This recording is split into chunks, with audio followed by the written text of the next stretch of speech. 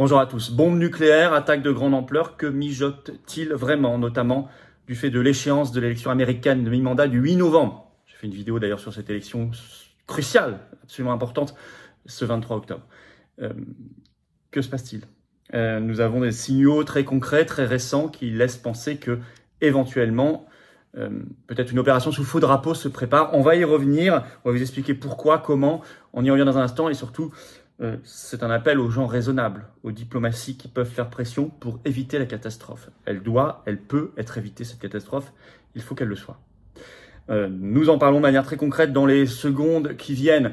Pour rappel, ça a été décalé, le 3 novembre, jeudi 3 novembre, en Corse. Vous pouvez contacter le référent de Corse, référent 20, tout collé sans accent, @les-patriotes.fr pour prendre des informations, voire réserver. C'est un nombre de places limitées, je me réjouis de venir vous voir.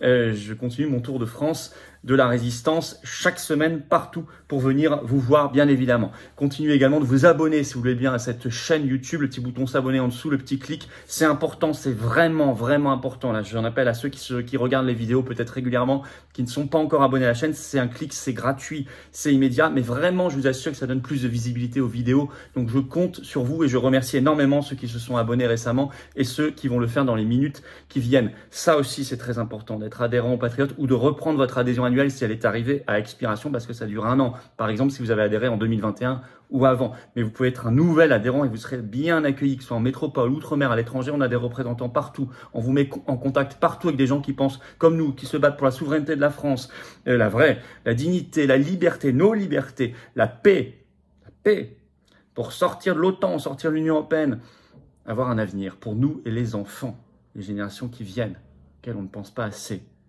dont personne ne parle quasiment dans la vie politique française. Quel malheur. Eh bien, c'est tout cela, les belles valeurs des Patriotes. Le lien pour adhérer ou réadhérer, c'est le même. C'est le premier sous la vidéo en description. Il est également en commentaire épinglé et dans les dernières secondes de cette vidéo en cliquant sur votre écran. Sous la vidéo en description, deuxième lien pour faire un don de soutien aux Patriotes. Vital. Tout ce qu'on fait, ça coûte cher. Or, on n'a pas 1 euro de financement public cette année. Pas 1 euro d'aide bancaire. Rien du tout. Or, on fait. Et ça coûte cher. Nous aussi, on subit l'inflation. Les dons supérieurs à 500 euros bénéficient d'ailleurs de nouveaux avantages.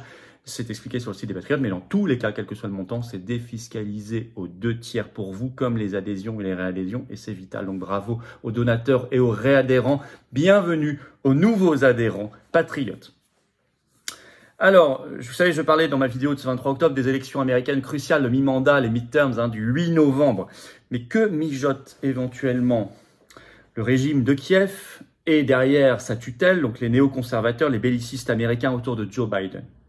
On a des infos inquiétantes sur un choc pour provoquer une mondialisation forcée du conflit, vers une 3e guerre mondiale, voire une attaque sous faux drapeau pour faire exploser la situation, lui faire passer une étape supplémentaire.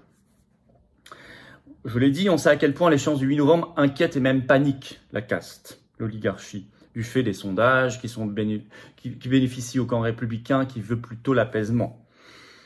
Alors, ces suspicions reposent sur des faits récents, concrets, troublants, tous sourcés très très clairement, vous allez voir cela, et sur les enseignements d'un passé récent aussi. On ne peut pas faire comme si s'était pas passé des choses récemment qui sont inquiétantes, on y revient.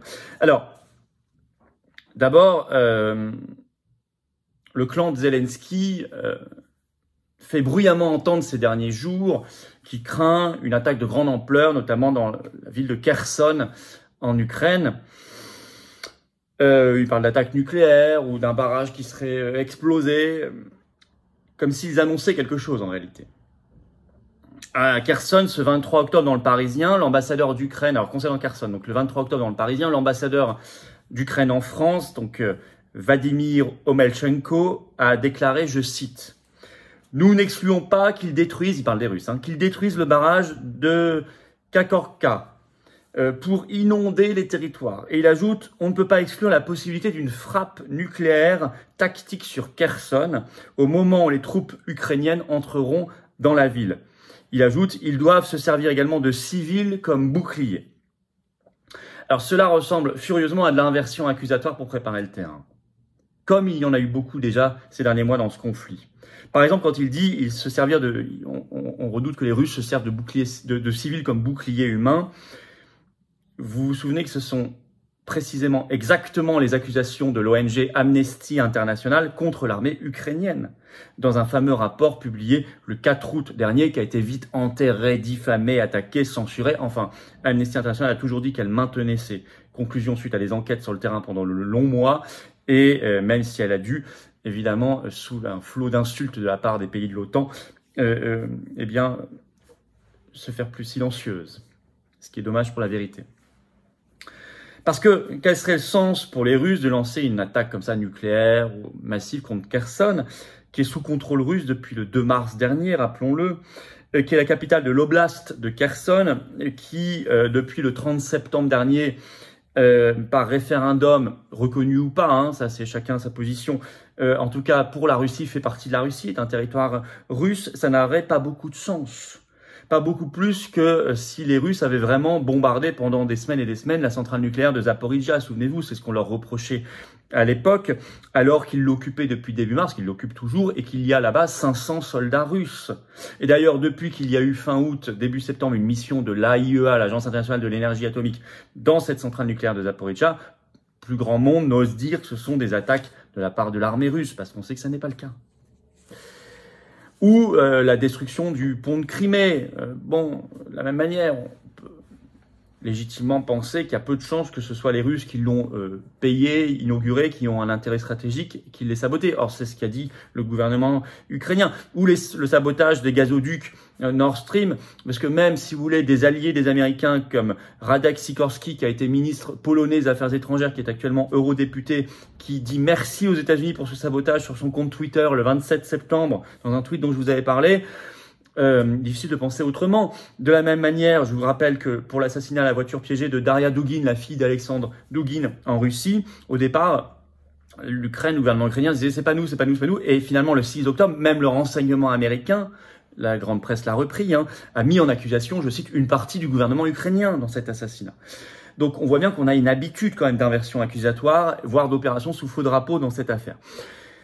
Est-ce que cette attaque nucléaire ou une catastrophe de grande ampleur ou un bombardement massif, je ne sais quoi, ne serait pas le choc dont l'OTAN a besoin et le clan Biden aussi pour peut-être reporter, voire annuler ou frapper l'opinion d'un choc massif pour changer les rapports de force avant les élections américaines cruciales du 8 novembre. On est dans une période à haut risque avant le 8 novembre, pour cette raison-là. D'ailleurs, la Russie a tiré la sonnette d'alarme. Ce 23 octobre, le ministre russe de la Défense, Sergueï Shoigu, a téléphoné à ses homologues français, turcs et britanniques pour évoquer avec eux, je cite, des préoccupations liées à d'éventuelles provocations de la part de l'Ukraine, comme le recours à une bombe sale. Bombe sale, on peut penser à bombe nucléaire, bombe atomique. Bon. Autre indice, les mouvements de troupes sur place. Et ça, c'est du concret.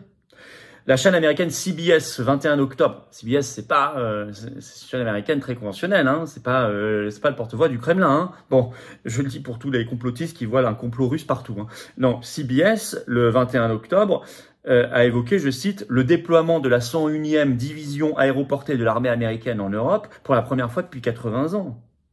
Environ 4700 soldats, l'unité d'infanterie légère surnommée les Screaming Eagles, qui est formée pour se déployer sur n'importe quel champ de bataille, écrit CBS, dans le monde en quelques heures, prête à se battre. Et là, elle se trouve en Roumanie, à 5 km seulement de la frontière ukrainienne. Et d'ailleurs, une menace directe d'entrer dans le conflit est évoquée. Dans cet article, je vous cite un extrait. Les commandants des Screaming Eagles ont déclaré à plusieurs reprises à CBS News qu'ils étaient toujours prêts à se battre ce soir. Et pendant qu'ils sont là pour défendre le territoire de l'OTAN, si les combats s'intensifient ou s'il y a attaque contre l'OTAN, ils sont tout à fait prêts à traverser la frontière avec l'Ukraine. Y compris simplement, je cite, hein, si les combats s'intensifient. C'est pas que simplement que si l'OTAN est attaqué, hein. C'est pas que du défensif, hein. Et s'ils entrent en Ukraine, vous comprenez bien que c'est la guerre mondiale. Donc ça c'est concret, mais ce qui est concret aussi, c'est la France. Ce 17 octobre, il y a eu conseil de défense restreint à l'Élysée autour d'Emmanuel Macron et la France, à l'issue, a décidé, ça s'est repris par la presse, de renforcer ses capacités militaires en Europe de l'Est sur ce que Macron appelle le flanc Est de l'OTAN. Alors ce sont des Rafales qui sont envoyés en Lituanie, une compagnie d'infanterie légère en Estonie, un escadron de chars Leclerc et des blindés en Roumanie. C'est concret ça, et c'est très récent. Donc on doit se poser la question, conclusion, que mijote-t-il ? Attention à ce besoin d'un choc. Avant les élections américaines, je l'ai dit, mi-mandat du 8 novembre. Le sabotage quand même des gazoducs Nord Stream et Nord Stream 2 a prouvé qu'ils étaient prêts à tout. Ils étaient prêts à tout. Ils sont prêts à tout. Ce clan belliciste, avec comme pantin Zelensky, est prêt à tout. Une France libre et raisonnable doit faire pression pour la paix et pour éviter ce carnage, dans l'intérêt de tous les peuples, y compris du peuple ukrainien. À qui pense vraiment à ce peuple? Pas grand monde, manifestement, sérieusement, sincèrement. Tout faire pour que ça n'ait pas lieu. Et alors, je vais vous dire déjà, faisons savoir cela. Faisons savoir cette possibilité d'opération sous faux drapeau, parce que plus elle est éventée, plus il est probable qu'elle n'ait pas lieu. Donc faites circuler l'information. Nous, on y prend notre part ici. Faites circuler cette vidéo, envoyez-la à vos contacts, abonnez-vous à cette chaîne YouTube en dessous, là, c'est le petit bouton s'abonner, il suffit de cliquer dessus, c'est gratuit. Plus vous êtes abonné, plus les algorithmes de YouTube font que ça sera visible par les autres internautes qui vont nous découvrir, que ça va circuler. Fondamentalement, on sait qu'il va falloir quitter l'OTAN pour la paix. Quitter l'OTAN pour la paix. Se battre pour la paix. Voilà nos engagements. Je vous rappelle, 3 novembre en Corse, j'y suis. Le soir, prenez des contacts auprès du référent Sylvain de Corse, référent 20 tout collé, sans accent, @les-patriotes.fr pour avoir des informations, voire vous inscrire. Je vous attends très nombreux. Je vous attends très nombreux également comme adhérents ou patriotes ou réadhérents à avoir cette carte orange d'avenir. Ce pari de libération, ce pari d'espérance, ce passe salutaire, comme disent certains, ce passeport de liberté, d'avenir, tout simplement pour nous les générations qui viennent. Se battre pour la paix, la souveraineté de la France et de notre peuple, l'humanité. Le lien pour adhérer, et vous rencontrez tout de suite des gens en contact près de chez vous qui pensent comme vous. Ou réadhérer si vous avez adhéré il y a plus d'1 an. C'est le même lien, adhérer ou réadhérer, c'est le premier sous la vidéo en description. Il est également en commentaire épinglé. Dans quelques secondes, en cliquant sur votre écran, vous choisissez. Sous la vidéo en description, deuxième lien pour faire un don de soutien aux patriotes. Vital, utile, essentiel, je ne sais plus quel adjectif utiliser pour vous montrer à quel point c'est important parce qu'on n'a pas un centime de financement public, sinon on ne peut rien faire. Pas un tract, pas une affiche, pas une opération, pas une manifestation, rien. Or on fait. On fait tant qu'on peut.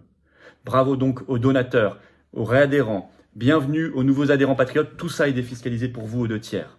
Vive la France!